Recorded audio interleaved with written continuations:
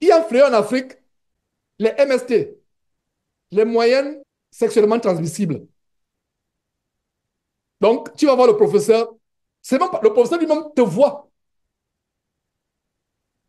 Il y a une seule parmi nous qui avait donné son témoignage, vraiment un témoignage terrible. Comment au baccalauréat, elle était harcelée par un professeur. Elle a refusé. Elle a refusé. Elle a refusé parce qu'elle craignait Dieu. Elle était chrétienne. Les autres camarades de classe, je vous fais une parenthèse pour vous, les jeunes gens. Les autres camarades disent, mais tu es folle. Tu es ma boule. Tu es folle. Nous tous on fait cela. Tu penses que pour avoir le bac là, tu vas. Nous tous on fait. Toi, tu vas dire que tu es sainte. Va avec le professeur. Elle a refusé. Elle a passé le bac. Et comme il y a une partie, il y a une partie orale, il y a une partie écrite, il y a une partie orale. Donc, elle devait passer la partie orale. Qui devait faire l'oral? Le professeur qu'elle refusait. Quelle coïncidence! Parce que c'est le baccalauréat est national, donc c'est les professeurs de tous les lycées de la nation. Donc, quelle est la coïncidence qu'elle tombe justement sur son propre professeur à elle? La probabilité pour qu'elle tombe sur son propre professeur, c'est une probabilité qui est 0,000000001%. Mais elle est tombée devant ce professeur-là. Le professeur dit, ah, tiens, tiens, tiens, c'est toi qui m'avais refusé. Ah, tu es dans ma main. Et ce témoignage illustre mon enseignement que je vous ai donné. Suivez la suite. Tu es sur ma main. Je vais voir comment tu vas encore me refuser aujourd'hui. Tu ne passeras pas le bac. Et voilà comment, pendant qu'il parlait, une personne entre, une autre professeur. Ah, tiens, oh là là, c'est toi la fille de tel. Oh là là, quelle joie. Ton père ceci, ton père cela, causerie, etc. Ah, viens, viens. Et voilà comment le monsieur pensait qu'il devait se venger. Vous voyez comment Dieu a protégé cette jeune sœur parce qu'elle a refusé de faire comme les autres camarades, coucher avec le professeur pour avoir les notes. Dieu l'a protégée jusqu'à la dernière minute. Ce témoignage conclut encore, confirme encore ce qu'il vient de vous enseigner. Ce témoignage confirme. Et justement, il y a une autre histoire, toujours une autre jeune étudiante. Ça, c'est une parenthèse pour les jeunes gens. Un professeur vous fait la cour, jeune fille, ma fille qui m'entend, que tu sois en France, que tu sois au Cameroun, que tu sois au Canada, écoute-moi très bien, ma fille. Parce que j'ai des filles comme toi, c'est pour ça que je t'appelle ma fille. Bien que tu sois ma jeune sœur en Christ. Écoute-moi très bien. Un professeur te fait la cour, première chose va dire à papa et à maman. Tu ne dis pas tu as péché. Tu ne dis pas tu as péché. Un professeur te courtise, va dire à papa et à maman pour qu'on confonde ce professeur, pour que cela soit porté aux oreilles de l'autorité. Voilà donc une autre histoire, justement, une autre jeune fille qui craint Dieu. Je rends grâce à Dieu de ce que je suis en contact avec des jeunes filles qui craignent Dieu. Elle est prête à mourir que de perdre sa virginité. Elle est prête à mourir. Donc, qu'est-ce qui se passe? Le professeur lui a donné rendez-vous à l'hôtel, justement pour les notes sexuellement transmissibles. Elle a dit oui, effectivement, je viendrai au rendez-vous. Elle a refusé, refusé, finalement, elle a allé au rendez-vous. Mais elle a allé au rendez-vous avec qui? Elle va au rendez-vous, chambre d'hôtel, numéro tel, elle sonne à la porte. Elle entre, le professeur est content, il commence à se réjouir de ce qu'il va avoir sa proie. Le lion infâme et abominable se réjouit sur la foi. Et elle entre, et qui entre à la suite? C'est le papa du monsieur c'est le papa de la fille qui entre aussi. À l'hôtel. Donc, le rendez-vous finalement, c'était la fille et le papa. Vous, nos filles, ressemblez à ces deux exemples que je viens de vous donner. L'une au baccalauréat, l'autre qui amène son papa à la chambre d'hôtel. Chambre numéro tel, tel, tel. Un long couloir, un hôtel. Ça se passe en Afrique, quelque part en Afrique. Ton papa était derrière. Imaginez seulement la suite. Si vous donnez la suite, nous n'allons pas terminer nous n'allons pas terminer à temps. Imaginez la suite. Mais je vous épargne un détail, il n'y a pas eu de match de boxe. C'est un papa tellement digne qu'il n'a pas boxé. Mais la suite n'était pas agréable. Mais il n'y a pas eu, il n'a pas boxé. Donc, il y a les frères qui vont dire que vraiment, ça devait d'abord boxer. Donc, si tu boxes, tu n'es pas un chrétien. Donc voilà mes frères, donc vous les enfants, j'ai ouvert cette parenthèse, à l'école, crains Dieu. Même un copain te fait la cour, va dire à maman que maman, il y a un copain, un enfant là qui me harcèle. S'il te plaît, il m'empêche, va dire. Si tu ne le dis pas, c'est que tu es complice. Tu es complice. Si tu penses que non, le papa peut-être est dur, passe par la maman. Passe par la maman. Si tu penses que la maman est dure, passe par le papa. Parce que des fois dans la famille, il y a une balance. Soit le papa est dur, soit la maman est dure. Ça dépend de comment Dieu a chaque famille. Va dire au papa ou à la maman, ne garde pas ça avec toi. Une fois, tu l'auras. Il te dit, non, vraiment, je ne suis pas venu à l'école pour copain et copine. Donc, cessez de... Soyez ferme. Maintenant, si ça persiste, vois papa et dites à ce copain, à ce camarade de classe, pardon, il n'est pas votre copain, il est votre camarade de classe plutôt. Je corrige, dites à ce camarade de classe, mon papa ne m'a pas envoyé ici pour chercher les hommes. Il m'a envoyé pour étudier. Donc, si vous continuez, je vais vous exposer non seulement à l'administration, au professeur, je vais vous exposer, je vais mettre mon papa au courant. Soyez ferme. Ayez du caractère. Les jeunes chrétiennes ne soyez pas influençables. Prenez votre corps au sérieux. Respectez votre corps. Ne permettez pas aux, à n'importe qui de suivre votre corps. Vos mamans qui sont ici actuellement ont fait des erreurs tout simplement parce qu'il n'y avait pas les gens pour leur enseigner ce que je dois vous enseigner. Donc, vous, quelle excuse aurez-vous dans plusieurs années quand vous aurez un enfant qui n'a pas de père? Le monde appelle ce genre d'enfant enfant bâtard. Mais pour moi, un enfant, c'est un enfant.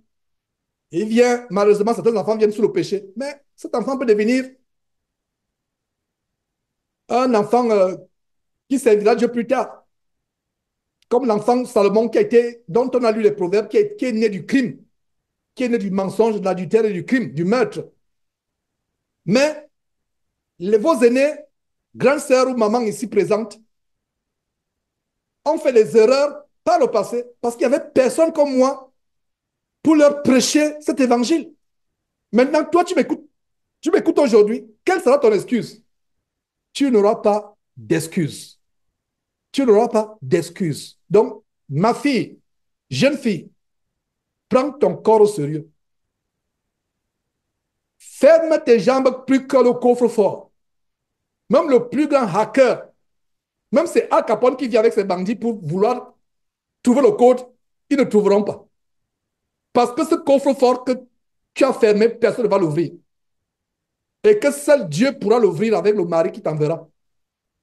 S'il te plaît. Il y a des erreurs que nous commettons.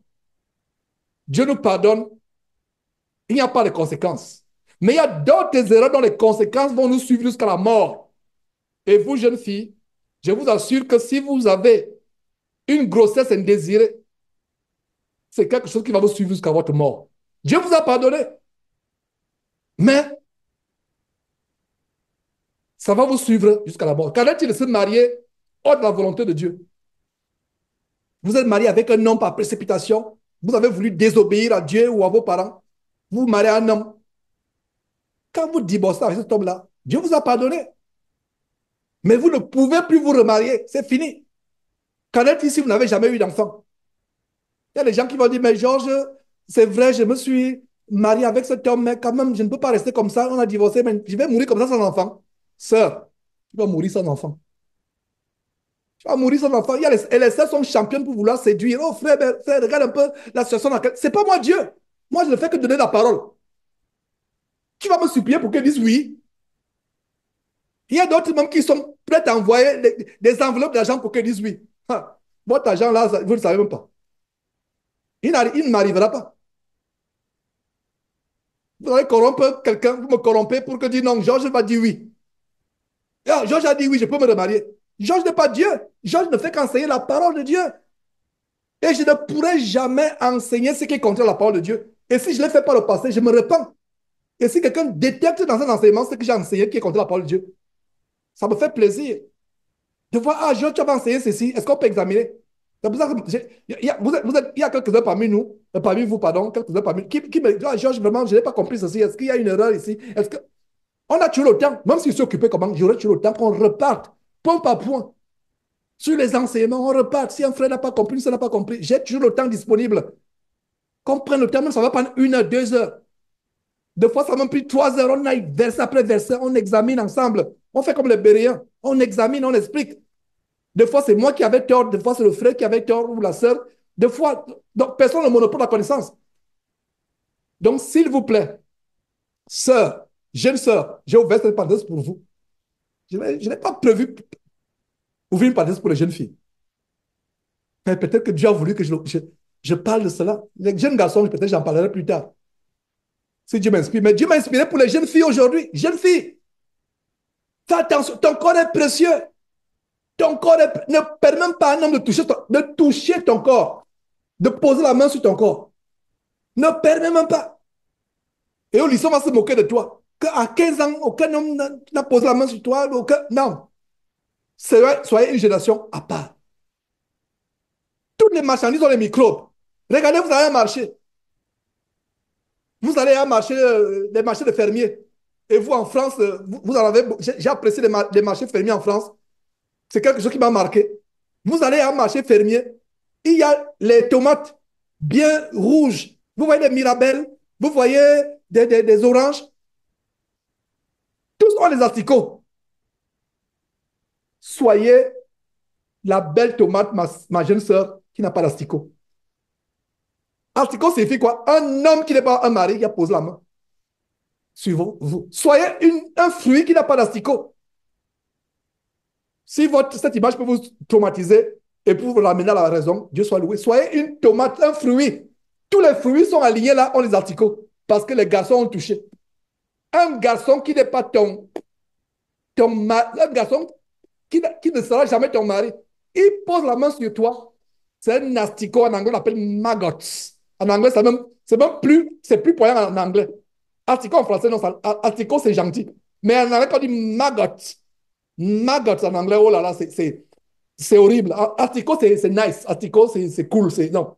Mais quand on dit maggots, you, maggots. Donc, les maggots. Donc, je vous parle jeune fille, je vous parle en français, en anglais, américain. Maggots, c'est les jeunes garçons là. Quand ils te touchent, voilà le maggot. Une, un asticot grassouillet qui est en train de,